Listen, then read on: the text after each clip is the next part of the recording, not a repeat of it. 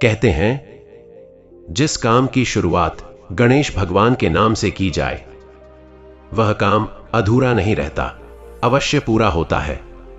कहते हैं, जहां गणेश कथा का स्मरण होता है वहां विघ्न तो आते हैं लेकिन टिक नहीं पाते। और कहते हैं, जिस घर में गणपति का गुणगान होता है वहां लक्ष्मी स्वयं कदम रखती हैं। तो आज प्रिय भक्तों, हम शुरू कर रहे हैं वह पावन कथा जिसके हर शब्द में है मंगल, हर पंक्ति में है आशीर्वाद और हर भाव में छिपा है वह रहस्य कि सबसे पहले पूजनीय क्यों है श्री गणेश। लेकिन कथा शुरू करने से पहले एक छोटी सी भावपूर्ण विनती।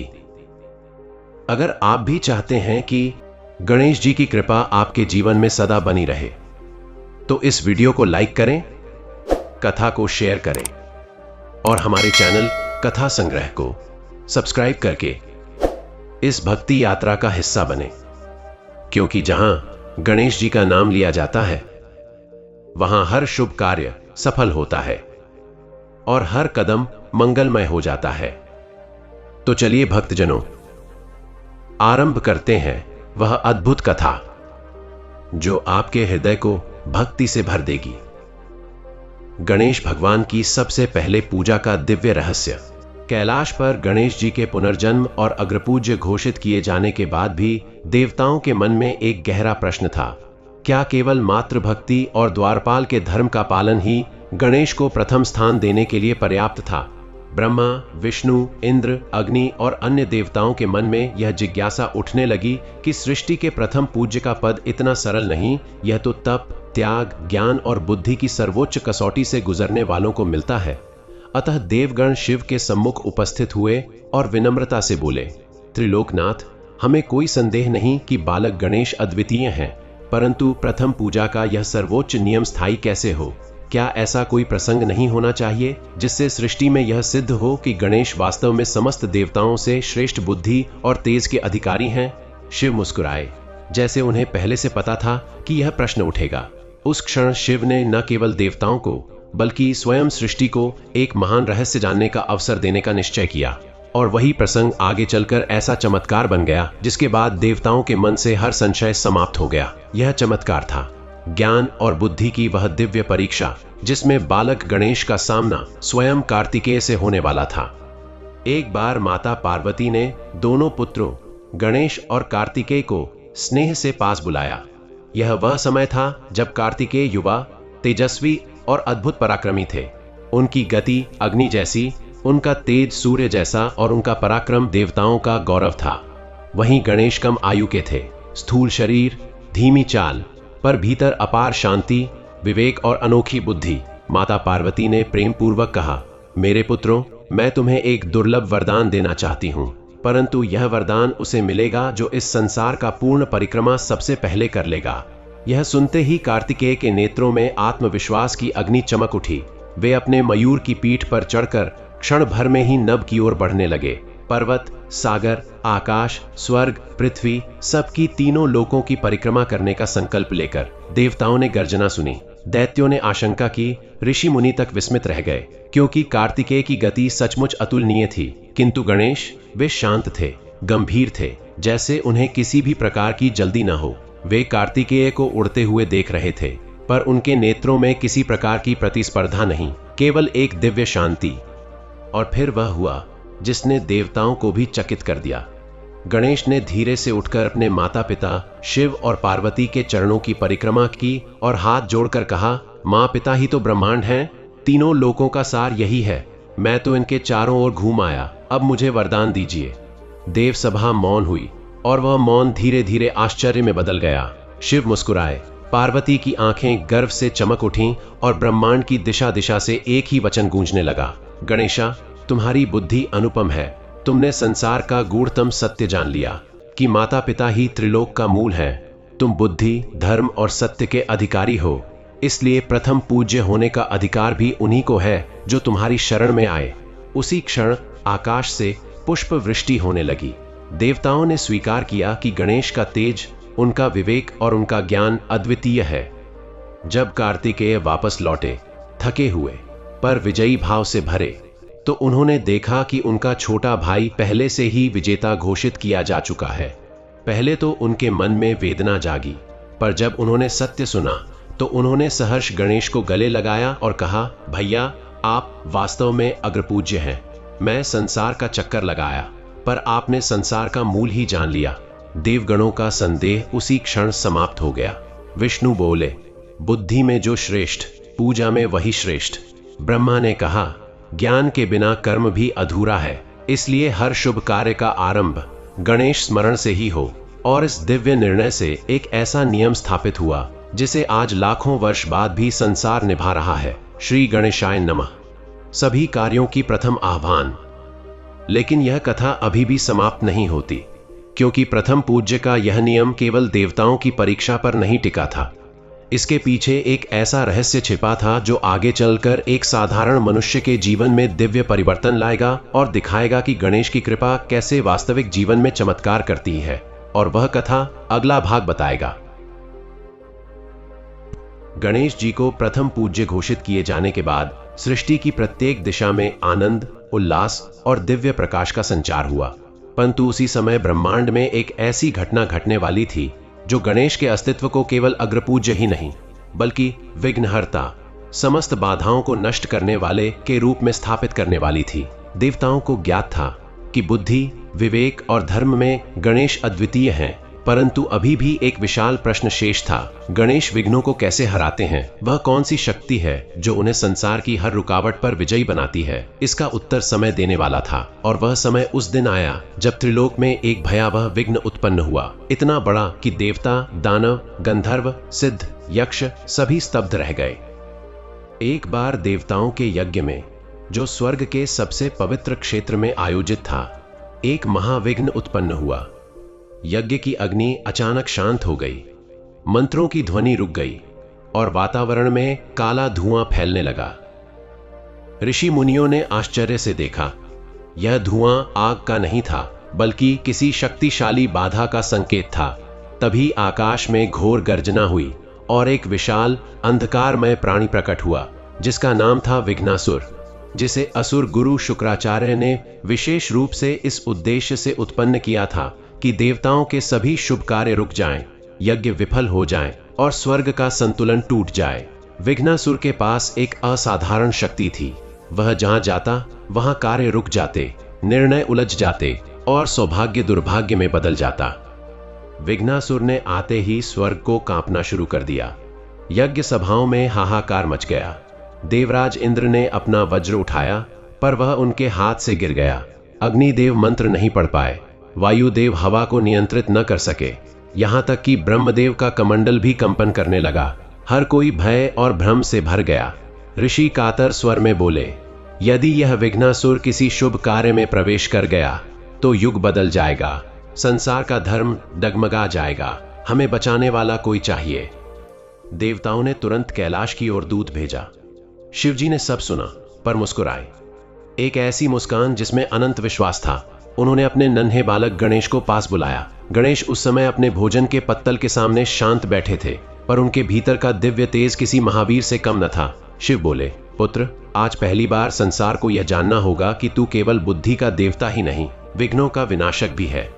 विघ्नासुर का सामना कर सृष्टि को दिखा दे कि तू वास्तव में विघ्नहर्ता क्यों कहलाता है। गणेश ने प्रणाम किया और बिना एक क्षण विलंब किए अपने छोटे से वाहन चूहे पर सवार हो गए। स्वर्ग में उस समय घोर उत्पात मचा था। विघ्नासुर के भय से देवता छिपते, भवन टूटते, वेदों का उच्चारण बंद हो चुका था। तभी अचानक एक कोमल पर दृढ़ आवाज गूंजी, रुको। पूरा स्वर्ग थम गया, सबकी दृष्टि गई। एक मोटा सा भोला सा बालक, हाथ में मोदक, माथे पर त्रिशूल चिन्ह और आंखों में असीम शक्ति, गणेश स्वरूप विघ्नहर्ता वहां खड़े थे। विघ्नासुर हंस पड़ा, यह छोटा सा बालक मेरा सामना करेगा। गणेश, शांत रहे। हां, क्योंकि विघ्न का अंत सौम्यता से होता है, अहंकार से नहीं। विघ्नासुर को क्रोध आ गया। वह गर्जना कर गणेश पर दौड़ा, पर एक विचित्र घटना घट गई। जैसे ही वह गणेश के समीप आया, उसकी शक्ति आधी रह गई। वह चकित था, यह कैसे? गणेश ने मुस्कुराकर कहा, क्योंकि विघ्न वही जीतता है जहां मन भयभीत और अस्थिर हो। जहां मन शांत और बुद्धि स्थिर हो, वहां कोई विघ्न नहीं टिक सकता। विघ्नासुर आग बबूला हो गया।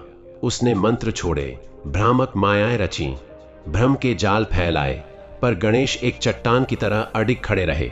फिर उन्होंने अपना दंड उठाया और धीरे से कहा, अब रुक जा विघ्नासुर, तू जन्मा इसलिए है कि संसार यह पहचान सके कि विघ्नों का नाश कैसे होता है। उनके शब्दों की आभा इतनी प्रबल थी कि विघ्नासुर के भीतर की क्रूरता गलने लगी। वह कांप गया, घुटनों पर गिर पड़ा। प्रभु, मैं आपकी शरण में हूं, मेरा अभिशाप मुझसे छीन लीजिए, मुझे विघ्न फैलाने की शक्ति नहीं चाहिए। गणेश आगे बढ़े और उसका माथा स्पर्श किया। वह अंधकारमय प्राणी धीरे धीरे प्रकाश में बदलने लगा। उसका विकृत रूप शांत, स्थिर और दिव्य हो गया। विघ्नासुर ने कहा, प्रभु, आज से आपका नाम विघ्नहर्ता हो गया। जहां भी आपका स्मरण होगा, मैं स्वयं वहां विघ्न आने नहीं दूंगा। गणेश ने आशीर्वाद दिया और कहा, तू आज भी संसार में है, पर विघ्न के रूप में नहीं, सुरक्षा के प्रहरी के रूप में। जहां मेरा नाम लिया जाए, वहां तू रास्ता साफ करेगा। और इसी दिव्य क्षण से संसार में एक नया नियम स्थापित हुआ। जो काम श्री गणेश के नाम से प्रारंभ हो, उसे कोई विघ्न रोक नहीं सकता। गणेश केवल बुद्धि के देव नहीं, बल्कि सफलता के द्वार खोलने वाले देवता बन गए। देवताओं ने झुककर प्रणाम किया। स्वर्ग में यज्ञ फिर शुरू हुए, अग्नि फिर प्रज्वलित हुई और वातावरण में वही वाणी गूंज उठी, श्री विघ्नहर्ता गणेशाय नमः। लेकिन यह कथा अभी समाप्त नहीं हुई, क्योंकि आगे आने वाला भाग बताएगा कि यह रहस्य एक साधारण मानव के जीवन को कैसे बदल देता है और क्यों गणेश आज भी हर घर की पहली पूजा है। गणेश जी द्वारा विघ्नासुर को शांत कर देने के बाद पूरे स्वर्ग में शांति और आनंद की लहर फैल गई। देवताओं के मुख पर विश्वास लौट आया। यज्ञ की अग्नि फिर से उज्जवल हो उठी और आकाश में वेदों की ध्वनि पुनः गूंजने लगी। लेकिन इस दिव्य घटना की तरंगें केवल देवलोक तक सीमित नहीं थीं। उसका प्रभाव पृथ्वी तक पहुंचा, उस छोटे से गांव तक जहां भद्र शर्मा नाम का साधारण मनुष्य जीवन की कठिनाइयों से जूझ रहा था। भद्र चाहे जितना प्रयास करता, हर काम आधा रह जाता। हर शुभ शुरुआत किसी न किसी अड़चन में फंस जाती। गांव के लोग कहते, इस पर तो बाधा का साया है। भद्र के मन में हमेशा यही प्रश्न उठता रहता था, क्यों मेरे जीवन में ही इतना विघ्न है। एक दिन जब वह पूरी तरह टूट गया, उसने निश्चय किया कि वह इस प्रश्न का उत्तर स्वयं देवों से पूछेगा। वह महीनों की कठिन यात्रा करके कैलाश पहुंचा। शिव पार्वती के सामने वह थक कर गिर पड़ा और सारा दुख वेदना कह सुनाई। उसकी व्यथा सुनकर पार्वती के नेत्र करुणा से भर गए। शिव ने मुस्कुराकर अपने पुत्र गणेश की ओर संकेत किया। गणेश आगे बढ़े और भद्र को प्रेम से देखते हुए बोले, तेरे विघ्न बाहरी नहीं है, वे तेरे ही भीतर जन्मे भय, चिंता और अस्थिरता से उपजे हैं। जिस मन में स्थिरता नहीं, वहां विघ्न अवश्य प्रकट होते हैं। आज से हर कार्य की शुरुआत मेरे नाम से कर, मैं तेरे मार्ग में आने वाले समस्त विघ्नों को दूर कर दूंगा। भद्र ने आश्चर्य से पूछा, क्या केवल आपके स्मरण से मेरा जीवन बदल जाएगा?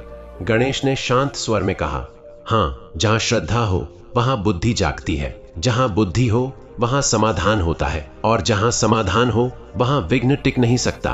पार्वती ने स्नेह से कहा, जीवन की सफलता दौड़ में नहीं, दिशा में है, और वह दिशा गणेश देते हैं। शिव ने आशीर्वाद देते हुए कहा, आज से जो भी मनुष्य गणेश स्मरण से कार्य प्रारंभ करेगा, उसका मार्ग स्वयं विघ्नासुर भी साफ करेगा।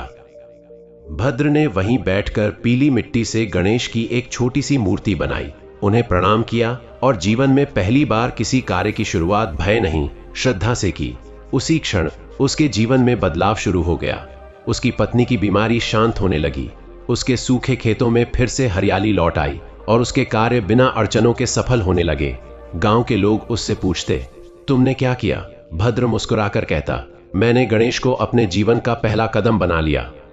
उधर सूक्ष्म लोक में विघ्नासुर गणेश के चरणों में झुककर बोला, प्रभु, आज से जहां भी आपका नाम लिया जाएगा, मैं वहां विघ्न आने नहीं दूंगा। गणेश ने उसे आशीर्वाद दिया और तभी से विघ्नासुर स्वयं गणेश भक्तों के मार्ग से बाधाएं हटाने वाला अदृश्य प्रहरी बन गया। इसी क्षण से संसार में एक दिव्य परंपरा स्थापित हुई।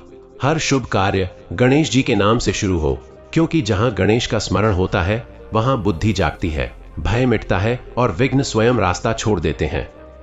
यही कारण है कि आज भी संसार का हर शुभ कार्य इन शब्दों से आरंभ होता है, श्री गणेशाय नमः। यह केवल मंत्र नहीं बल्कि जीवन को विघ्नों से मुक्त करने वाला दिव्य कवच है।